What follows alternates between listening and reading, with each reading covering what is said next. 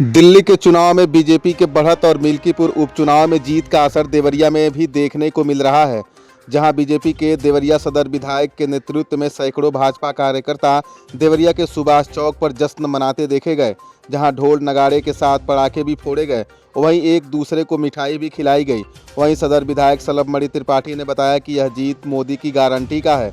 दिल्ली वासियों ने बीजेपी पर भरोसा जताया है। आप तस्वीरों के माध्यम से देख सकते हैं सुभाष चौक का यह नज़ारा है, जहां पर भारतीय जनता पार्टी के कार्यकर्ता पटाखे फोड़कर जीत का जश्न मना रहे हैं। दिल्ली के भीतर हुई है, केजरीवाल जी के कुशासन का अंत हो गया।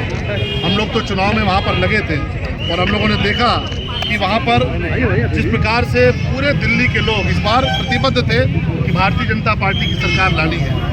निश्चित तौर पे मोदी जी को लेकर एक विश्वास लोगों का जो था वो आज आपको धरातल पे नजर आ रहा है। प्रचंड विजय मिली है और मैं खास तौर पे दिल्ली के लोगों का तो नमन करूंगा ही, खास तौर पे जो पूर्वांचल के लोग हैं, उत्तर प्रदेश और बिहार के जो लोग हैं, उन्होंने इस विजय में बहुत बड़ी भूमिका निभाई है। आम आदमी पार्टी के जो भी प्रत्याशी थे जो पूर्वांचल से आते थे, बुरी तरह चुनाव हारे हैं। केजरीवाल जी चुनाव हारे हैं, मनीष सिसोदिया जी चुनाव हारे हैं।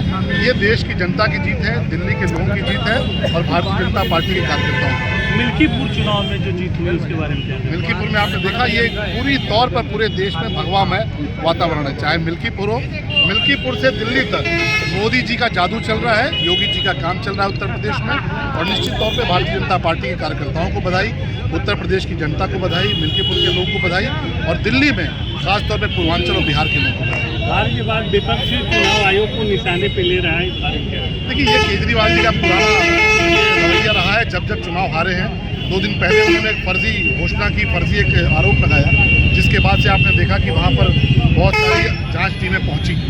खुद ही आरोप लगाया और खुद ही जब बयान लेने टीमें पहुँची तो वहाँ से गायब हो गए। उनको पहले से अंदाज़ा था कि चुनाव हार रहे हैं और चुनाव हारने के बाद क्योंकि उनके पास कोई तर्क नहीं है, कुछ कहने के लिए नहीं है, वो आरोप लगाएंगे। लेकिन उनको ये भी जवाब देना चाहिए कि जो आम आदमी पार्टी के कुछ लोग चुनाव जीत कर आए हैं, उनके बारे में उनका क्या कहना है। लोकसभा चुनाव विपक्ष एकजुट था, इस चुनाव में बिखरा। तो देखिए, उत्तर प्रदेश में जो 9 सीटों पर उपचुनाव हुए थे उस पर भी विपक्ष एकजुट था, लेकिन 7 सीटों पर भाजपा जीती। महाराष्ट्र में भी विपक्ष एकजुट था, भारतीय जनता पार्टी जीती।